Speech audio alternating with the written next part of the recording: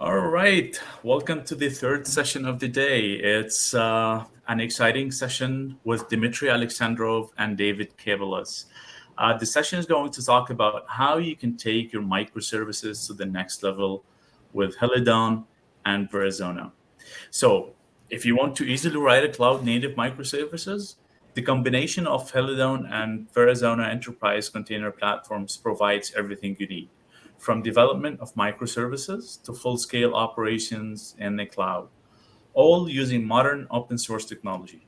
Here, how Helidon enables you to write tiny microservices with a small memory footprint and distribution size, yet with optimal performance. Learn about the powerful Helidon tooling that supports GraalVM. See how Verrazzano enables you to manage modern applications with portability and consistency across cloud development environments. With me today is Dmitry Aleksandrov and David Cabelus. Dmitry is a software developer at Oracle as well as a Java champion and an Oracle groundbreaker.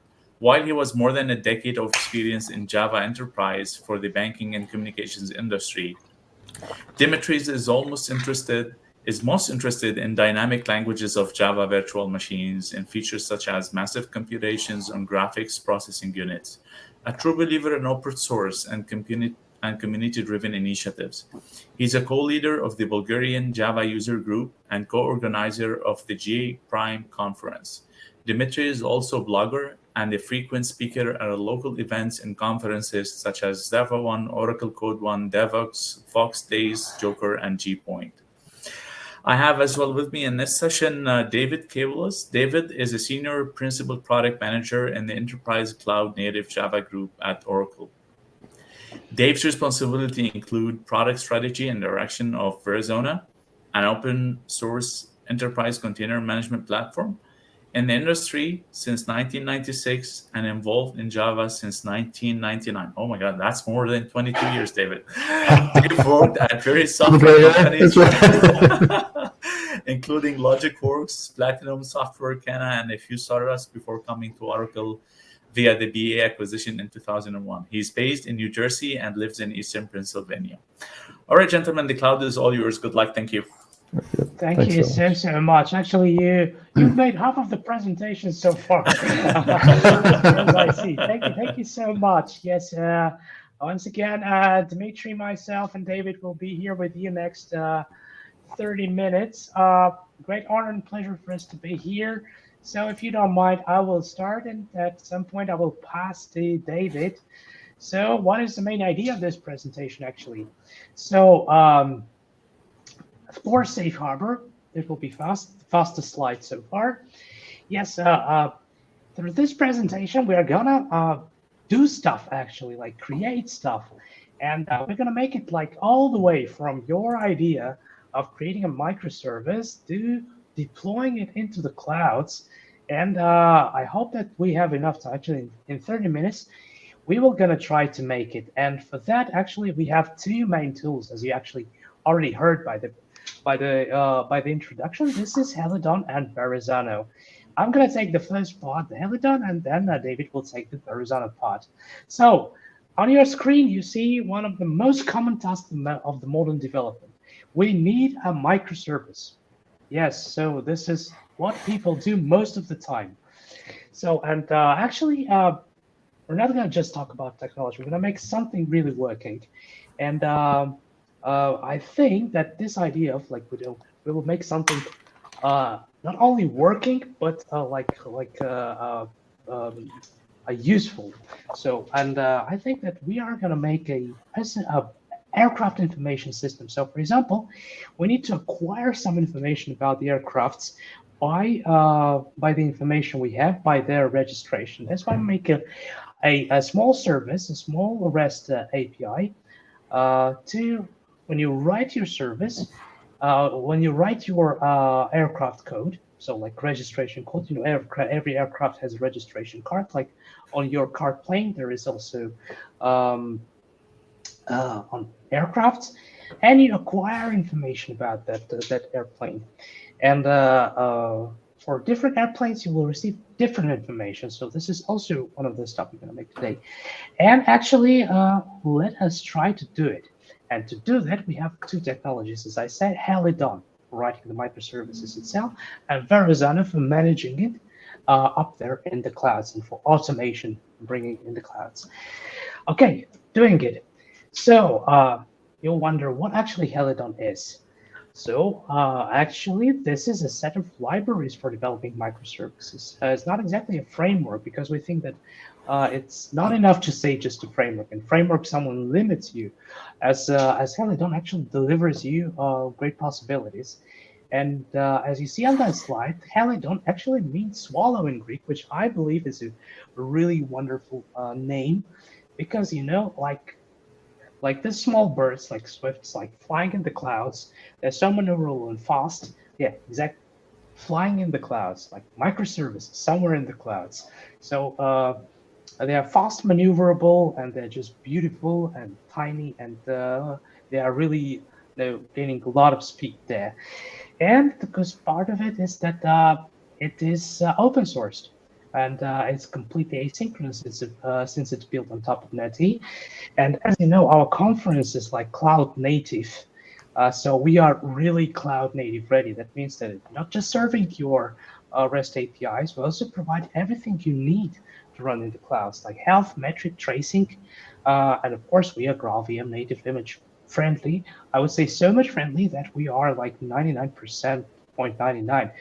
All of our code, even CDI runs in native mode, in GraalVM native image mode, and we're really proud of it. So, by the way, it's fully supported. And we are modern. That means that from the very beginning, we are modular. That means you will need Java post 9 version. That means that Java 11 Plus is the smallest supported version for now. So just bear in mind. So we are really modern. So just a small overview of the architecture. So why actually Helidon is cool? Because once again, it's built on top of NetE, and then we have a special layer, as we call Helidon Reactive, just to wrap all this NetE and to deliver you these cloud-native services. That means that all the specifications like tracing, metrics, etc., are available to you in a reactive way. And to make the code really more portable, we have exactly this next layer of Helidon microprofile or MP, where you actually make your code or make your the framework you're using according to the standards of microprofile. So if you have a code which is written in microprofile standard way, you just can easily port it to Helidon, and it will work out of the box, including configuration, including everything. Let us actually have a small look what actually Helidon MP is. I'm pretty much sure that most of this audience knows what microprofile is, but in case you are hearing for the first time, small introduction. An open source community specification for writing microservices in Java, currently under Eclipse Foundation, exactly. A lot of participants out there. It's not only Oracle who actually drives it. So it's also IBM, Red Hat, Payara, Tommy Schreiber, even Microsoft is there. And well, it's really great community effort. So it's released with really high cadence. So more information will be available at microprofile.io. And currently there are like 13 main specifications. And once again, they're just specifications. We, the vendors, should implement them. So Helidon is one of the implementations of the specifications. And they're exactly there to help you live in the clouds. So as you know, microservices are like a true representative of I would call it distributed system, so they can fail anytime. So that's why I have fault tolerance. One request can go across multiple services, so you get tracing, you get all the telemetry gathered by metrics, health checks, etc., etc., etc. So microprofile is exactly there to make your microservices wonderful, working in the clouds. And whenever you get Helidon, so you get not just those services, which are like 13, you get even a little bit more. So because when you download it, it is just included in your Maven's POM file. You also get the persistence, you also get the transaction, you get the WebSocket. You get one specification, which is like a side of this 13 main specifications, still driven under microprofile, is the GraphQL specification. And a big demand, of course, in gRPC. So as we are having it, we just included it just to make it work for you, because the demand is really big. And a little bit more you will get, actually, is this Helidon reactive stuff. So what does that mean? Instead of actually hiding this layer, which is the implementation layer, we decided it was so beautifully done that we decided, why not open it to our customers? And actually, you get all the same components as you got in MP, but written in a completely reactive way. So that's why you have all the config, security, health checks, metric tracing. And more than that, you also have reactive streams and reactive messaging, and even reactive web client and DB client. So you can talk to your database in a reactive way, even if your database is synchronous, I would say. I mean, so you know that the usual DDBC driver is actually a blocking driver. You're still able to do this with some magic that we provide in a asynchronous way or reactive way. So that means that on your right, you will see a typical code, which is in MP, which is like hello world, you get some annotations. And on your left, you will see the same absolute code running it's a pure Java, I would say. So it's doing the same, a little bit faster, I would say. So how can we actually start coding? As I said, we need to implement this aircraft services. So we are Maven specific, so we just do Maven, create a Maven project with an archetype, just include some dependencies, or we can do it the better way. So I believe the good, better way for us is because we highly, I would say, care about our customers. So that's why we created a special CLI for them to actually help them create and run and follow the main development cycle with a special CLI that we actually made for you. So let us actually start coding. So I've already downloaded the Helidon CLI. It's available under all platforms. So there's a question about Gradle. Actually, we don't support Gradle right now, but you still are able to use the quick starts. By the way, I made it Gradle. So we just do the init. This time I will do a SE implementation just to make it very fast. And you see, it's like in your childhood, I guess, when you created tests for coded tests. I mean, in my future, the first thing I ever coded was some tests, answer a few questions, and it will gather some points for you. So the very same way, we create a very bare, minimal application. For the interest of time, I'll just answer all the questions. And it's almost there. So if we take a look at the tree, what actually was generated. So several Java files, one POM XML and one README. So we are able to open it with our favorites in EDE. And let us see what we have.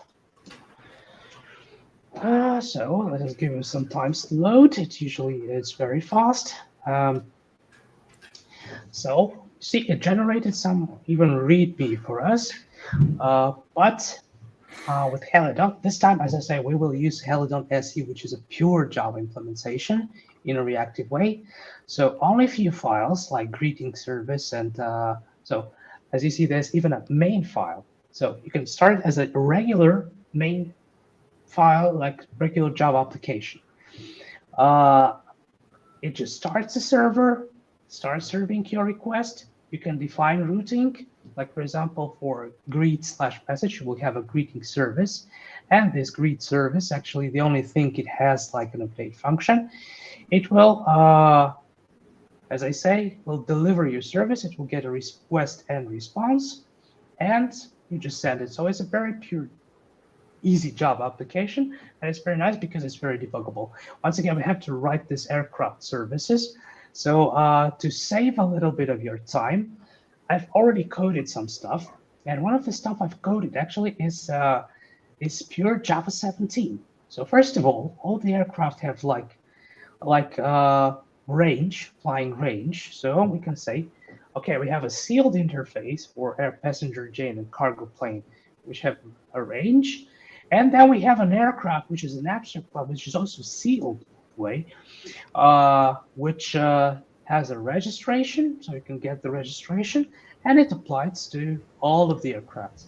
And now we start specializing. But for example, we have a cargo plane, so it's a final class, which extends the aircraft and implements the flight range. The only thing it implements is just gets the max load, because cargo plane has load. And for passenger jet, it has another function, which is the passenger number. So it overrides some max range if you want, and we have got some passenger numbers. So once again, it's so much easy that it's just a main function with just one service. By the way, here we're also exploring some new features coming with the latest Java. So we will have switch expressions. Like, for example, for cargo plane, we will deliver one type of information. For passenger jet, we will deliver another type of information. You can say that, okay, we learned something different in OOP, like, for example, that each aircraft or each class should care about printing its own information. But in this case, it will just, for example, we don't have the control of it. So we just use switch expression, which is so good. And let us actually run. So I precompile it for you. Oh, wait a minute. Oh, yes, because we have to switch to JDK 17. Okay, 17. As now we're switched. You see, just in fractions of a second, everything is up and running. So now we have a microservice, and we can actually curl some of the information that we have. For example, we want to curl, like, okay, we have a cargo plane with such a capacity, or if we do another curl with different registration, we have passenger jet with, like, for example, so much passenger capacity. Out of the box, you will get health and metrics. That means that we are like cloud native ready. So you get health. You didn't have to set it up. It's already available to you. And even the not just health, but also the metrics are there. So it delivers metrics in Prometheus format. So as you see, just with few classes, with Helidon, it's so much pure, it's so small, and we have a fully functional microservice running. The only thing we need to do is actually to deploy it somewhere. And David, I think you will tell us what is the best way to do this. So I'm passing the controls to David. Exactly. Oops, I'm trying to share my screen. How do I do that? I actually stopped sharing my screen, I guess. And you will be able to share your screen. Okay. Here we go. Share screen.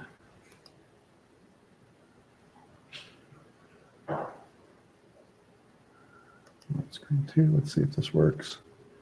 Nope, let's try screen 1. Sorry for the delay here. There we go. Okay, click to close the message. Oh my goodness, what the heck is that? Let's go here. Very interesting. Sorry, this is my first time at Crowdcast. I'm so used to Zoom these days. So this is excellent, right? Dmitry just built a microservice for us. Super easy to get it up and running. It's rocket and roll, and as part of the tooling that comes with Helidon, you can actually create a container image. Dmitry's actually created that container for me, and then now we're going to deploy it somewhere. And where do we deploy it? Well, we've got this great new open source container platform called Verrazzano.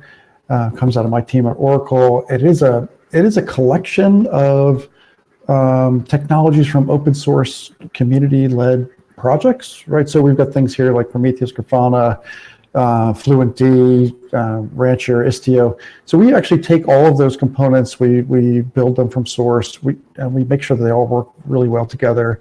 Then we actually have a series of Oracle-led projects that are things like mission controllers, operators, that make all of this thing all of these things really work well together as a platform. So it's not just a collection of things that you're on your own. It really is a platform that's installed together, updated together, and it is designed to make it easy for you to move your existing applications like your WebLogic or Jakarta EE applications. It's also great for running new Java microservices, like we just built the Helidon microservice. It's also meant for non-Java microservices. So, pick your flavor. Really, it's any container workload that you want to run. And it's also designed to run across multiple Kubernetes clusters. These clusters can be, on premises in your private cloud, can be on a public cloud platform, and we expect them to be, multiple clusters from different environments, all in the same Verrazzano environment. And real quickly too, I'll tell you the name Verrazzano. It's named after the Verrazzano Bridge in New York, which is a bridge between Brooklyn and Staten Island. The metaphor here is, a bridge between worlds or a bridge to the cloud. The product itself really makes it easy to move workloads from environment to environment. It also is easy to kind of move your existing workloads into containers and then run them in the cloud. So I think it's a good metaphor, and got to tell you, this bridge is pretty impressive. I took these pictures about 6 weeks ago now, and the thing is huge. It's really cool. Anyway, so let's talk about Verrazzano. So I talked about sort of what it's made up of.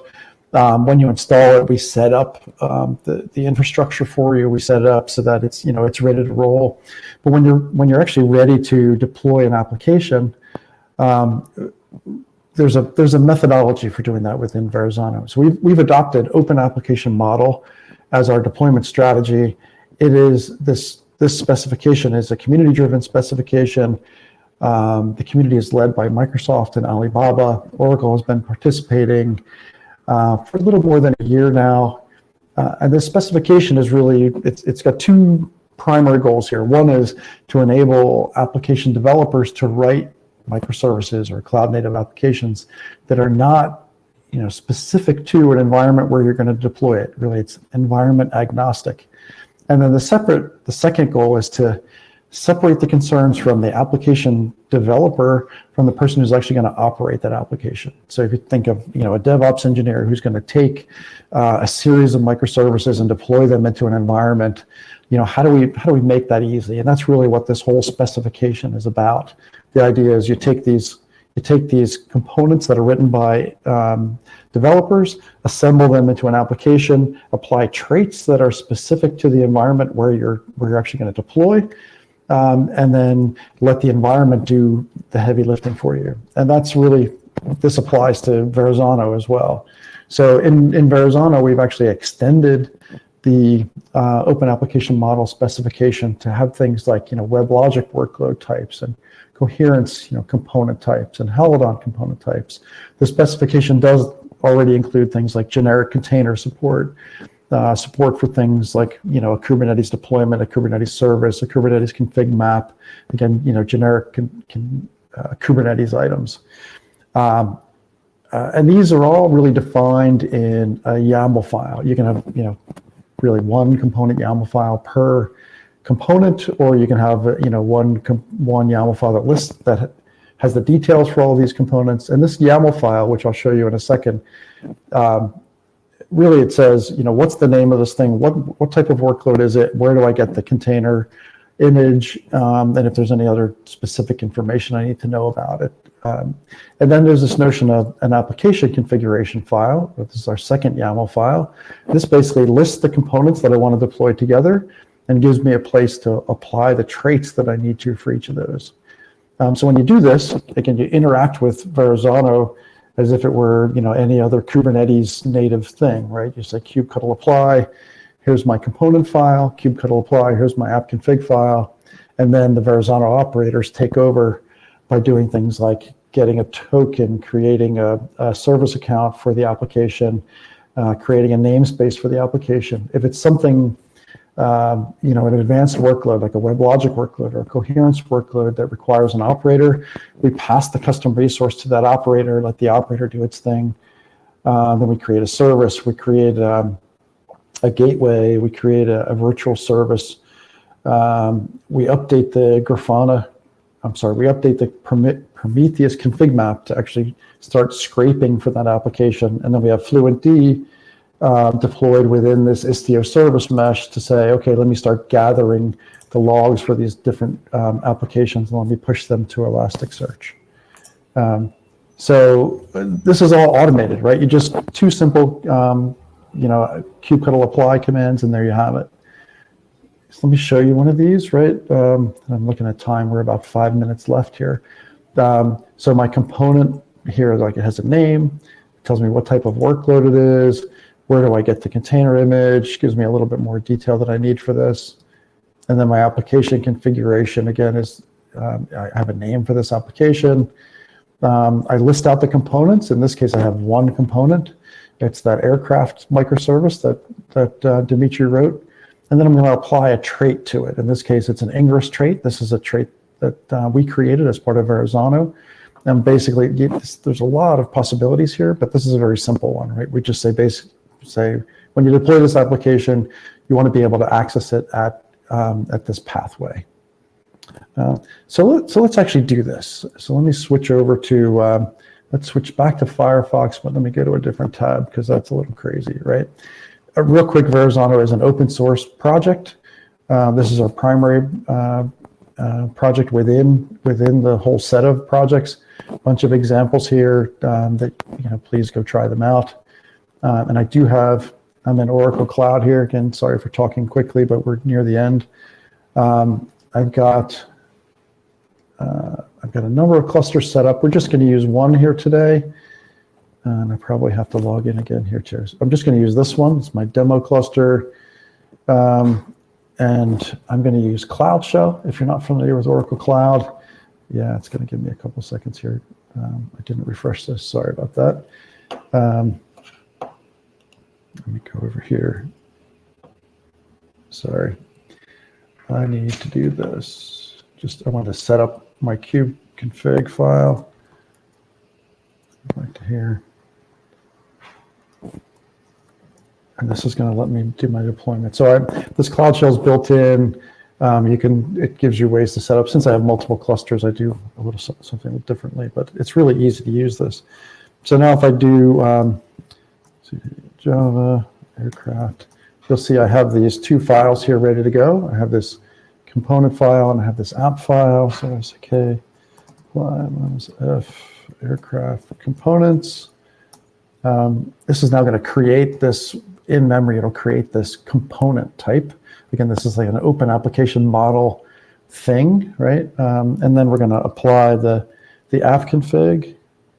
Oops, sorry. Let's do the app config.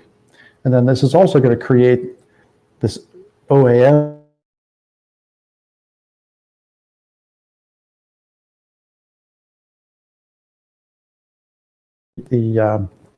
The operators in Verrazzano are doing their thing, and we can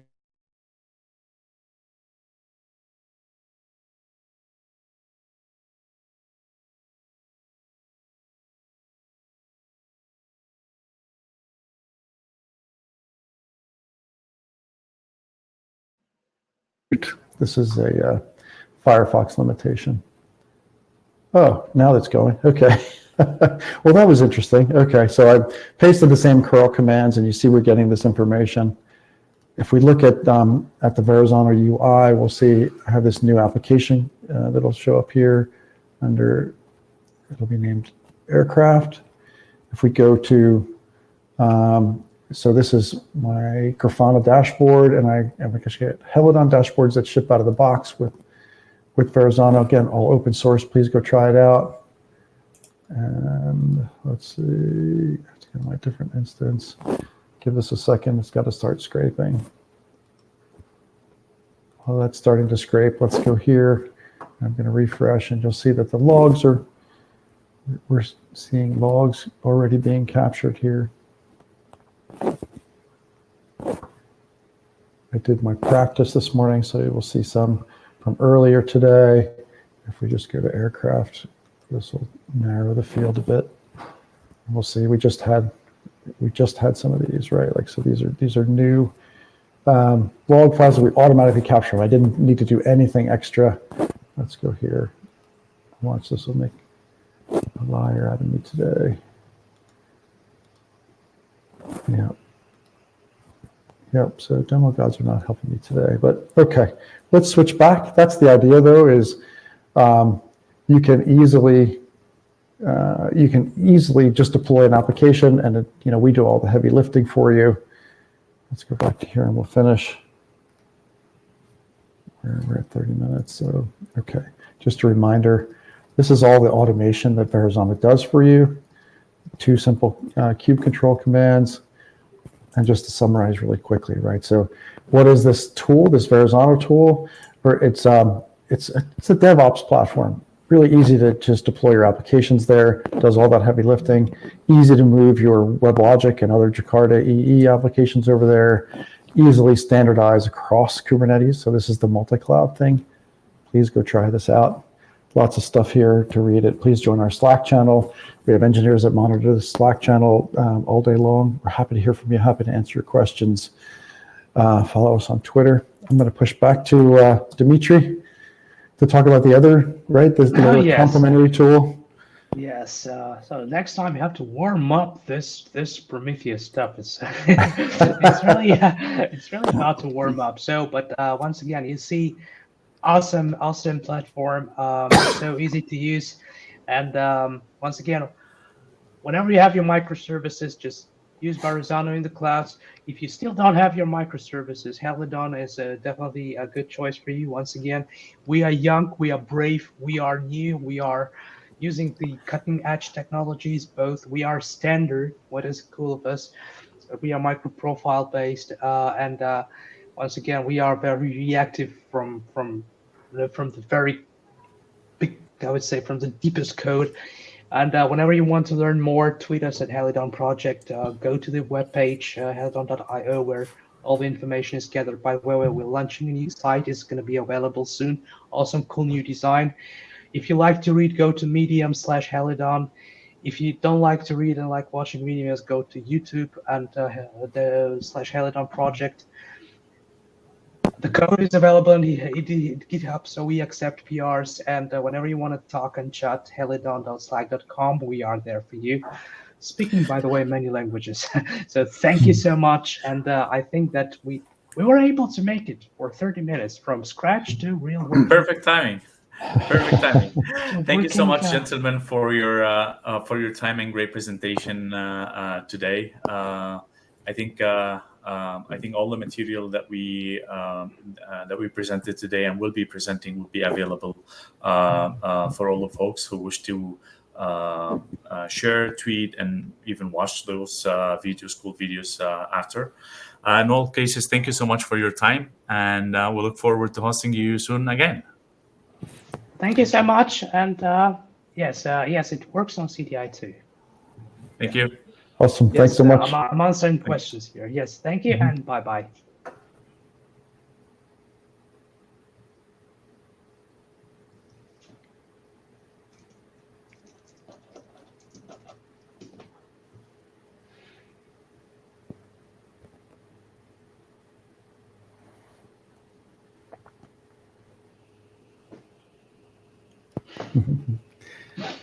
Yeah.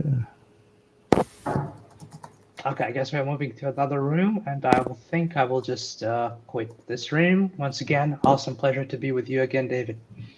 My pleasure. Really good. And thank you. I know I wrapped it there. What are you going to do? Yes, I've enjoyed it. The dog was a very good one. I mean, so he came, or she, is it he or she, or? It's a he, yeah. It's he. Yeah, he came, and I really like participating. So, very good. How you say in US, not hugs to the dog, but making comfortable by. Oh, I pet him? That's what we say. Yes, pet the dog, yes. Pet the dog, or pat the dog. Yeah. Okay, pat the dog from my side. I will. Yes. Okay, it's getting late here. It's a pleasure for me to be once again with you, and see you. Always. Talk to you soon. Yep. Bye now. Bye-bye.